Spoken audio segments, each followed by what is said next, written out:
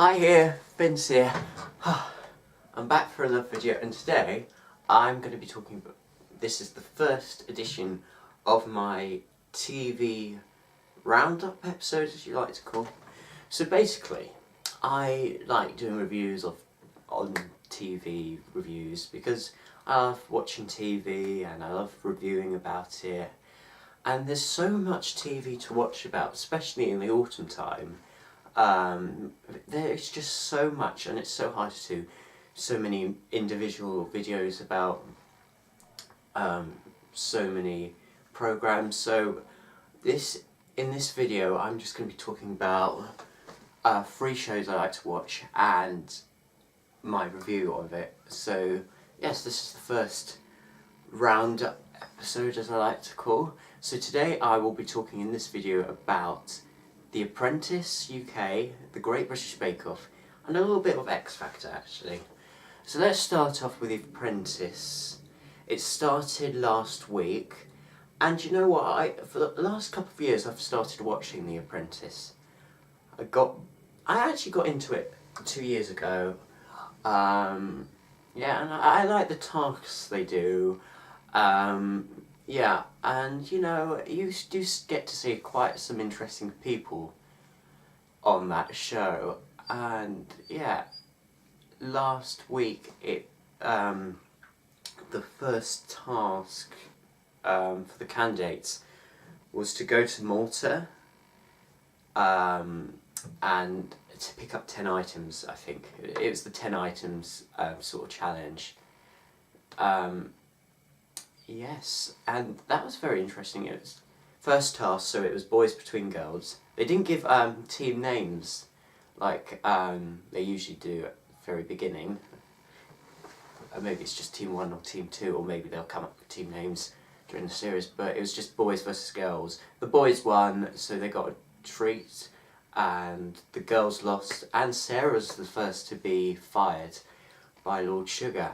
I was quite surprised Sarah was out first. I thought she was going to be like the Elizabeth of this year. Remember Elizabeth, you know, the funny comedy, but she will stay in for every week. I thought she would be that, but apparently Lord Sugar wasn't having any of Sarah and didn't like her attitude, and she went. Yeah, I didn't really like Sarah that much, but I really thought she was going to be like stay on for the next few weeks to see how she develops, and you know, just keep her in there. It's just like the Elizabeth of last year. And I don't know if she did something with her lips, because Sarah's lips looked quite big, you know, like a fish. She must have had something done with them. I thought it was the American girl that would have been fired from Lord Sugar. I think her name was Jackie. Jackie, I think? Yeah, Jackie. The American one, or Canadian, or I don't know. I think it's all news. I need to look up more of the candidates. But yeah, I'm really looking for the rest of this series of The Apprentice, and hopefully I will keep on reviewing and keep on throughout the series. Next, let's talk about, sorry, I've got an itchy nose. So, next we've got the Great British Bake Off. That continues every Tuesday on Channel 4. I'm really liking this series. It's so much better than last year. Last year the contestants were a bit forgetful. This year they're so much better because we see their personalities shine so much better. And sorry, I've got an itchy nose. My bridge is so itchy. You know, that part of the nose is called a bridge. Anyway, I'm moving off topic here. Yeah, the Great British Bake Off. This week, it was Vegan Week.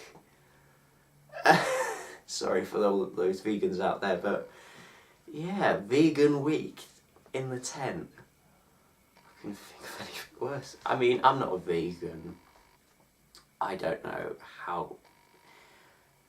I mean, I don't have any problems with vegans. I just don't know how it works. I mean, I could go into discussion about this. But yeah, vegan food is not my favourite. I mean, at least it's healthy in a way, and yes, it's good for the animals. Mind you, I mean, we're gonna get all political on this channel if I keep talking about vegan and stuff. Anyway, yes, even Paul Hollywood wasn't convinced with the idea of a vegan week in the tent. I don't think we'll be bringing back vegan week next year. But John left, which I was quite surprised. I thought it was Ruby because her cake that she made in the showstopper fell down. But actually, it actually tasted alright, so yeah, I think it's hard to tell which baker was going to go because they all had their problems, they all had their issues, but they also had their positives this week, so it was very hard to tell which one was going to go. It was John. Rahul's the only boy left in. I still think it's going to be Rahul who wins. I really hope so. I think he's the Liam of this year. Yeah, I hope he wins. We need another guy to win. I'm sorry, girls, but we need a guy to win this show. I think Rahul can do it. Come on. We need another guy to win, and I think Rahul is the man. And finally, it's X Factor. Yes, I'm so sorry I haven't been reviewing about the X Factor. I've only really done one X Factor review this time round. You see, it's the auditions, and then, which, I mean, there are so many people. I'd be good at the live shows. I hopefully will be reviewing much more of like the live shows of X Factor, because then we can talk about who was eliminated then, and who's still in. And you know what, I'm not happy. I'm really not happy because they decided to axe boot camp. I mean, what is that all about? I like boot camp. I like the little challenges they do, and we see more of the contestants, and we see the contestants that we didn't see in the audition because, you know, yeah. And instead we had plenty more 6-chair challenge. 6-chair challenge. I mean, I'm not a big fan of the 6-chair challenge, to be honest with you. I mean, when it first started, the first couple of series of the 6-chair challenge was okay. It was quite inventive. It was quite new. I think as the years gone on, it's kind of felt a bit predicted in a way. Like, I mean, and also I think last year, I absolutely loathed the 6-chair challenge last year because of the judges. It just feels a bit acted out, if you know what I mean. Like, there would be a contest, like, if there was a swap happened,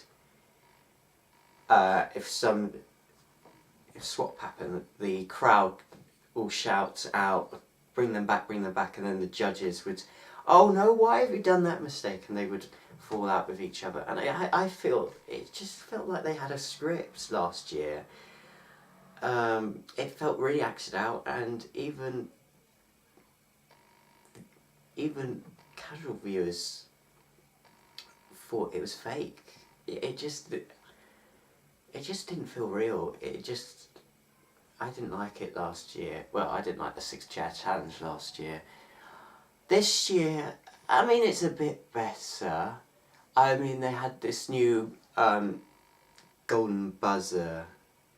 Basically, if the judge thinks that this certain act was really good, they can press the golden buzzer once and only once, and if they do press the golden buzzer for the act, they go straight through to judges' houses, but they still need a seat, so there will still be a swap, but whatever happens, they can't leave their seat, which I think I like that, actually.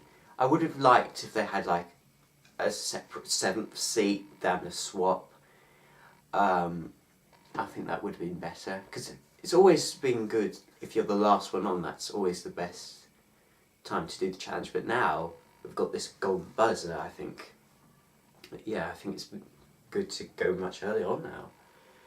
I mean, obviously, a 6-chair challenge, I mean, I'm still surprised they still kept it in.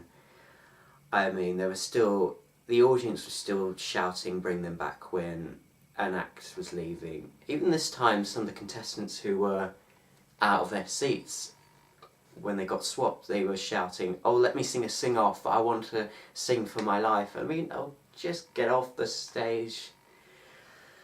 So yeah, I mean, Six Chair Challenge is probably my least favourite part of the X Factor, but you know what, we just have to grin and bear. And guess what, we're now at Six Chair no we're not, we're at the judges' houses. Oh, I've got an itchy nose, sorry. No, where are we? Yeah, we're at judges' houses this weekend and next weekend. We saw Simon and the girls. He's got the girls category, which is usually very strong, and it is very strong this year. Then having one or two celebrities at his house, he had like, I don't know, 50. And I quite like the idea. You got the judges from American Idol, from the original American Idol. You had Paula I can't say her name, Randy Jackson, or Randy Newman, no, that's Toy Story, no, I'm not good with this, am I? You got Ryan Seacrest, you got Leona Lewis, you got Adam Lambert, you got all these big stars from these record labels, music producers, and you have Sunita. Well, you know what I thought was really weird? That they had this main table where Simon and, you know, like the big stars are making their decision, but they didn't put Sunita or Leona Lewis on that big table, which was quite interesting, I thought. Simon decided to put 4 acts through, which is, I mean, girls' category, so he kind of broke the rules, but the girls' category is quite strong this year. I was quite sad to see Georgia not get through. She was really one of my favourites. And I thought she was the best at judges' houses, but who do you replace? So I was sad to see her not get through. Scarlett Lee, she was quite good. Sean, South London finest, I love her. Who else? Molly Scott, she was good. And there was another one that got through. Oh yeah, that rapper. Yeah, I mean, she was quite different. I've forgotten her name, sorry, but I can't wait to see what she does in live shows. So we've also got Robbie, who's got the groups. Apparently David Williams is going to be at judges' houses. It's going to be interesting. I've got Ada Field, Ida, I'm just going to call her because I can't pronounce the name, sorry. Ida, who is with the Overs, and finally got Louis, who is got the boys. So yes, it's going to be an interesting year on the X Factor. I wonder who will get through in the other categories. Thanks so much for watching my first TV roundup this week. I'll hopefully be back soon for another video. Comment down below, because I am very interested in what you have to say about the TV, about my TV reviews and what you think. And subscribe to my channel if you want. Thank you so much for watching. I'll see you soon. Bye!